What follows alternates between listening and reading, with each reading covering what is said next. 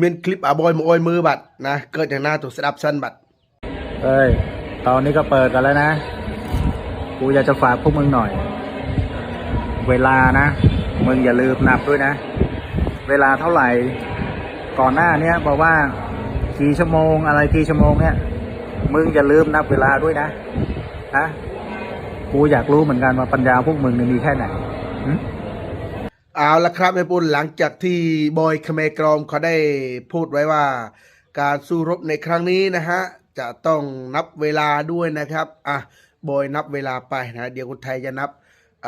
ทหารตุ้ยให้นะครับคุณนับเวลาเดี๋ยวผมรับทหารให้นะครับผมการรบในครั้งนี้อาจจะไม่ต้องนับเวลาครับนับที่